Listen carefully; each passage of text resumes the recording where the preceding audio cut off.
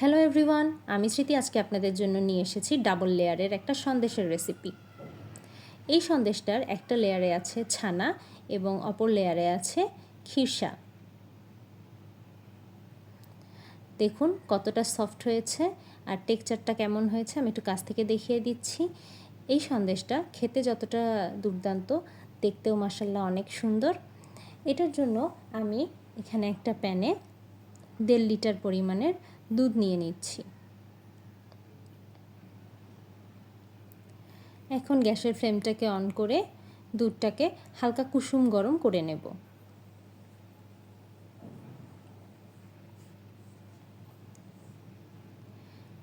এই দুধটা যখন হালকা কুসুম গরম হয়ে যাবে, ঠিক সেই পর্যায়ে আমি সামান্য দুধের সাথে 1 টেবিল চামচ ময়দা ভালো করে গুলিয়ে দুধের সাথে মিশিয়ে নেব।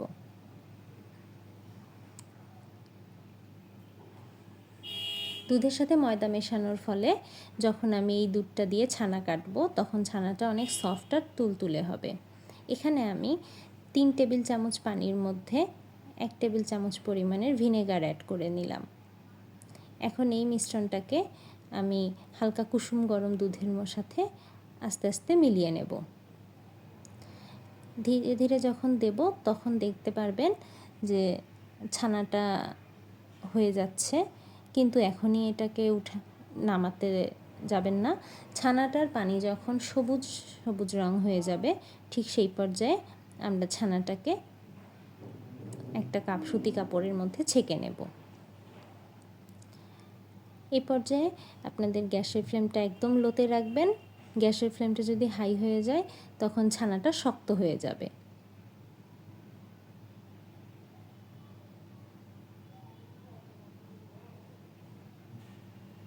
আমি একটু দুধের পানির কালারটা দেখিয়ে দিচ্ছি। পানির কালারটা এখন মোটামুটি সবুজ হয়ে গেছে। এই পর্যায়ে আমি এখন গ্যাসের ফ্লেমটাকে অফ করে দেব এবং ছানাটাকে একটা সুতি কাপড়ের মধ্যে ছেঁকে নেব।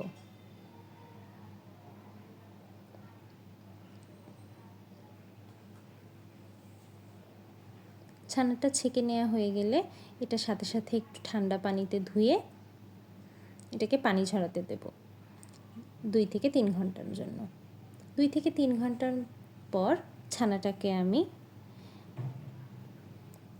একটু হাত দিয়ে হালকা হাতে মথে নেব আগে, এবং তারপর এর মধ্যে 3 টেবিল চামচ চিনি মিশিয়ে একটু সুন্দর করে সফট করে হাতের সাহায্যে ভালোভাবে মথে নেব।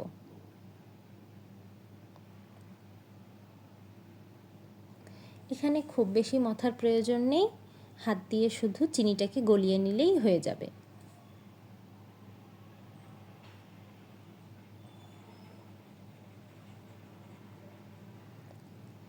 আমি এখন ছানাটার টেক্সচারটা আপনাদেরকে দেখিয়ে দিচ্ছি। ছানাটাকে হাতের সাহায্যে এভাবে একটু ডলে ডলে চিনিটাকে ছানার সাথে সুন্দর করে মিশিয়ে নিতে হবে।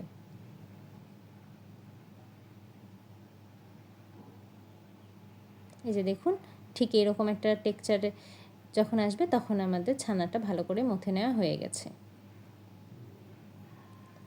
এর থেকে বেশি আর মথার কোনো প্রয়োজন নেই। এখন আমি চুলায় একটা ফ্রাই প্যানে 2 টেবিল চামচ ঘি দিয়ে দিলাম। ঘিটা মেল্ট হয়ে আসলে এই মথে নেওয়া ছানাটাকে আমি এর মধ্যে দিয়ে দেব। এখন এটাকে ভালো করে নেড়েচেড়ে বেশ কিছুক্ষণ রান্না করে নিতে হবে। আর এই পর্যায়ে চুলার আঁচটা আপনারা লোতে রেখে দেবেন। চুলার আঁচটাকে এই পর্যায়ে যদি হাই করে রাখেন তাহলে ছানাটা নিচ থেকে লেগে যাওয়ার সম্ভাবনা থাকে, এবং যদি ছানাটা এই পর্যায়ে কখনো প্যানের নিচে লেগে যায় তাহলে এটার স্বাদ একদমই ভালো আসবে না। ছানাটা রান্না করতে করতে যখন দেখবেন ছানাটা এরকম প্যানের গা থেকে ছেড়ে আসবে, সেই পর্যায়ে আপনার ছানার মধ্যে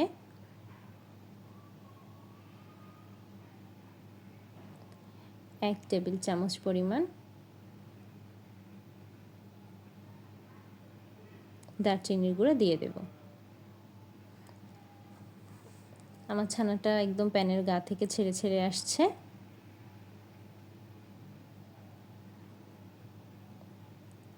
আমি এখন 1 টেবিল চামচ পরিমাণ দারচিনির গুঁড়া দিয়ে দিলাম।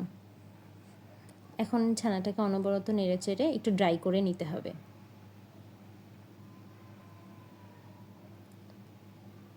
এক পর্যায়ে দেখতে পাবেন সমস্ত ছানাগুলো একটা বলের মতো আকৃতি ধারণ করবে। সবগুলো একসাথে হয়ে যাবে যখন, ঠিক সেই পর্যায়ে বুঝবেন আপনার ছানাটা রান্না করা হয়ে গেছে।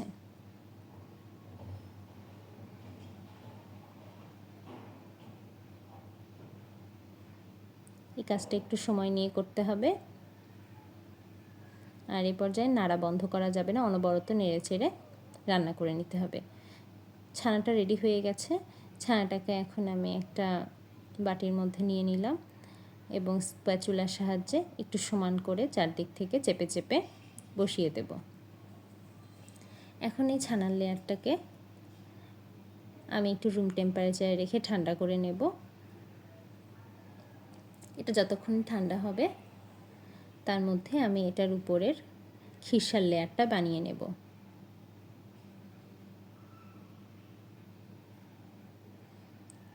আমার ছানার লেয়ারটা তৈরি হয়ে গেছে। এখন এটাকে আমি একটা সাইডে রেখে দিয়ে খিরসার লেয়ারটা বানিয়ে নেব। খিরসার লেয়ারটা বানানোর জন্য আমি প্রথমে এখানে 4 টেবিল চামচ চিনি নিয়ে নিলাম। আমি একটু খিরসার কালারটা সুন্দর চাচ্ছি, সেই জন্য আমি এখানে প্রথমে কিছু চিনি নিয়ে নিলাম। এই চিনিটাকে আমি এখন একটু ক্যারামেলাইজ করে নেব। চিনিটাকে প্রথমে নাড়া যাবে না, যখন দেখবেন চিনিটা নিচ থেকে একটু গলা শুরু করেছে ঠিক সেই পর্যায়ে চিনিটাকে নেড়েচেড়ে দিতে হবে। এখানে ক্যারামেল তৈরি করার জন্য কোনো পানির প্রয়োজন হবে না।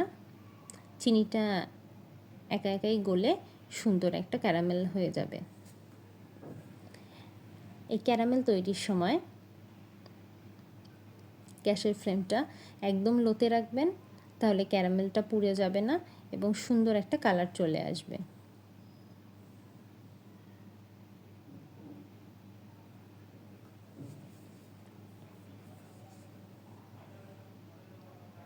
আমার ক্যারামেলটা অলমোস্ট রেডি হয়ে গেছে।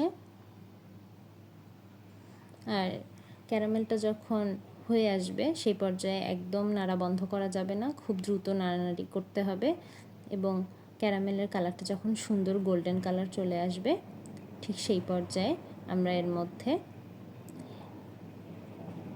1/2 লিটার পরিমাণের দুধ দিয়ে দেব।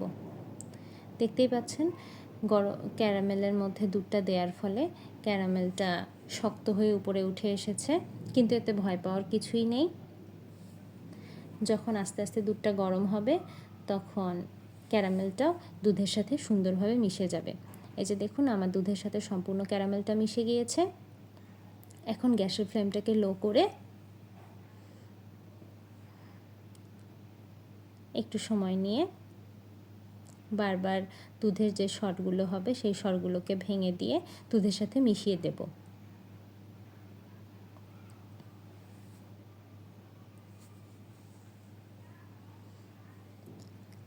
এ পর্যায়ে জাল করতে করতে দেখবেন দুধটা একদম ঘন খিরসার মতো হয়ে যাবে।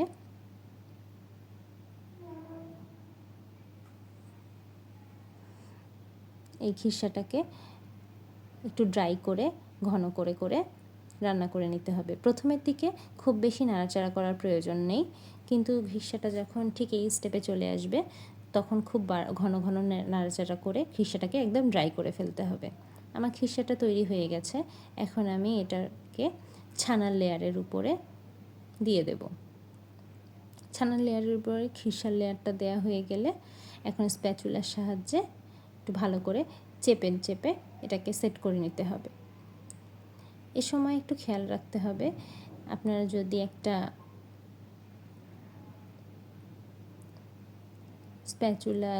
যে স্প্যাচুলাটা ব্যবহার করবেন সেটা একটু ক্লিন ব্যবহার করবেন, না হলে স্প্যাচুলার পিছনে বারবার লেগে যাবে। প্রতিবার স্ক্র্যাপ করার সময় আপনারা স্প্যাচুলাটাকে একটু ধুয়ে তারপর ইউজ করবেন। এই যে দেখুন কীরকম দুটো লেয়ার হয়েছে। এটাকে আমি ফ্রিজে 2 ঘন্টার জন্য রেখে দিয়েছিলাম ঠান্ডা হওয়ার জন্য। আমার ফ্রিজ থেকে বের হয়ে গেছে। 2 ঘন্টা পর আমি এটাকে ফ্রিজ থেকে বের করে একটা বেকিং পেপারের উপরে নিয়ে এটাকে চাকু দিয়ে কেটে নিচ্ছি।